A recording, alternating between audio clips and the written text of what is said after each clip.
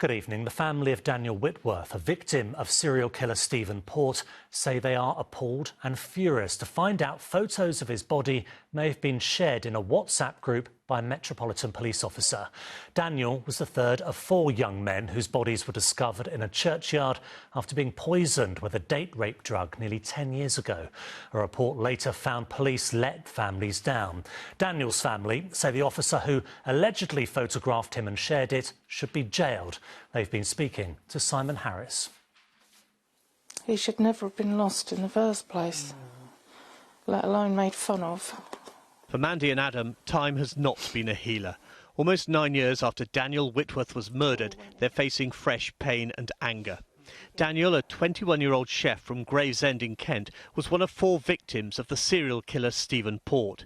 His dad and stepmum have just learned of allegations of shocking yet familiar behaviour by police officers investigating his murder.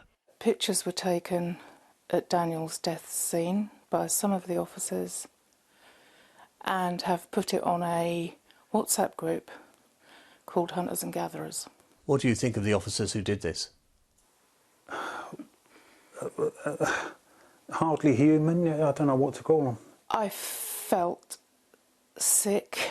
I still feel sick. Anthony Walgate, Gabriel Cavari, Daniel Whitworth and Jack Taylor were all given fatal doses of GHB, a so-called date rape drug. Port met them online and invited them to his flat in East London, where he poisoned them and assaulted them.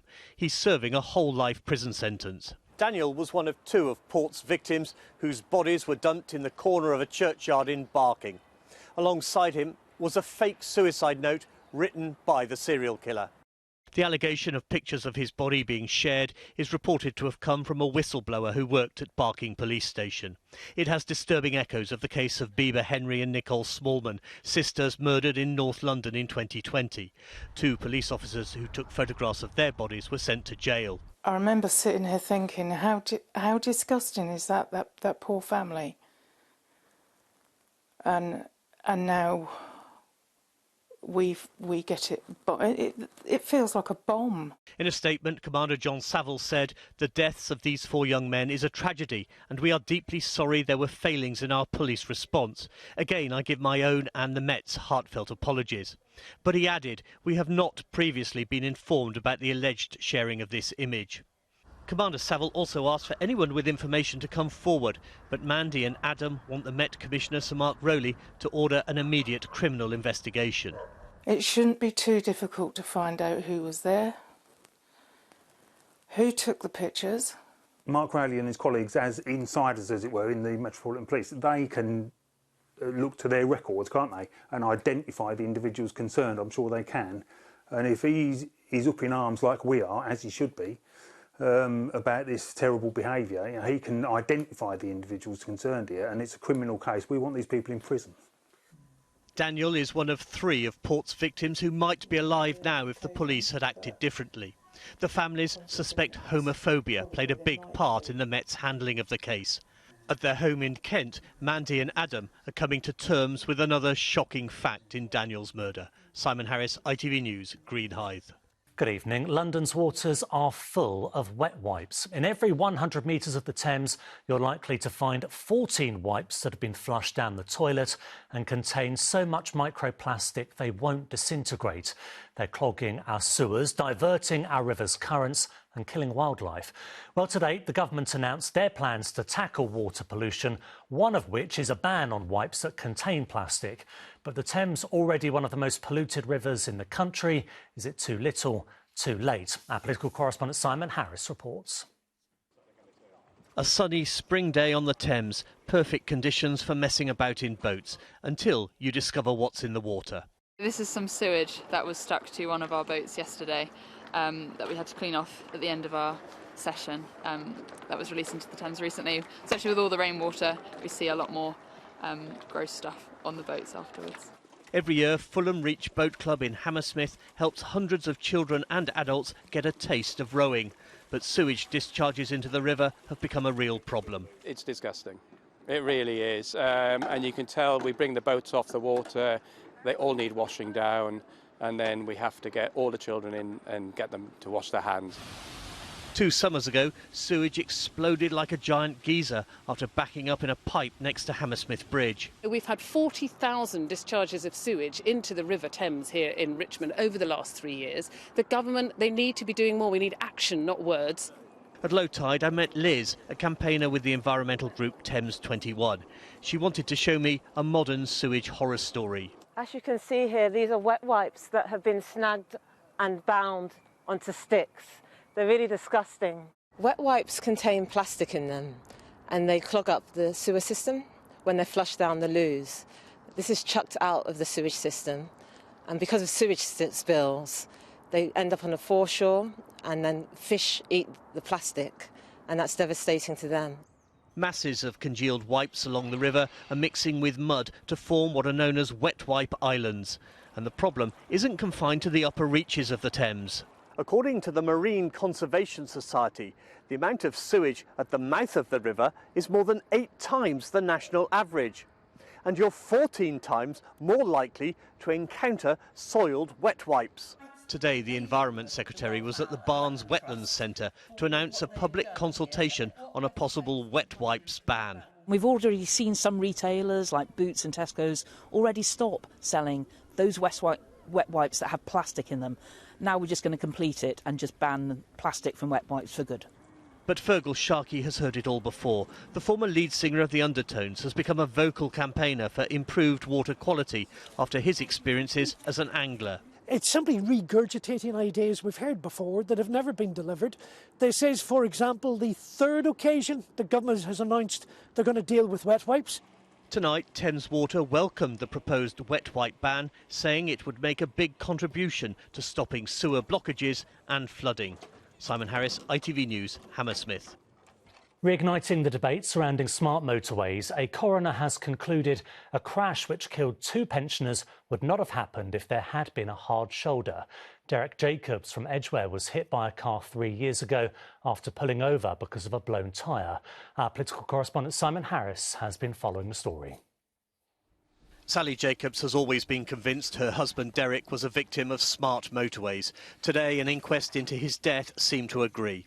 4 years ago, Derek was driving from his home at Edgware in North London when his van blew a tyre. But it happened on a section of the M1 in Derbyshire without a hard shoulder, a so-called smart motorway. He was standing next to the van when a car driven by Jean Scripps crashed into him, killing Derek and Mrs. Scripps' husband, who was a passenger. Mrs. Scripps wouldn't have been in that lane had there been a hard shoulder. First I felt anger towards her, but now I've nothing but compassion for her. She's not only killed my husband, she's killed her own, and she would not have been in that lane. The Assistant Coroner, Susan Evans, appeared to agree, saying it is immediately apparent that, had there been a hard shoulder, this incident would not have occurred because Mr. Jacobs would have been able to pull off the live lane entirely. But anti-smart motorway campaigners were unhappy that the coroner declined to make any safety recommendations. This is the 3rd inquest for a total of 5 deaths in a very short area of motorway, and it doesn't attach any blame. But all the way through, it was asked, would this have happened if there'd been a hard shoulder? And the answer was time and time again, no. So how did it come to the conclusion it did come to? Tens of thousands of drivers use smart motorways every day. They include most of the M25, the M1 in Hertfordshire, the M4 in Berkshire, M3 and M23 in Surrey. Highway bosses point to data which they claim proves smart motorways are Britain's safest roads. I'd never want another family to suffer in this way.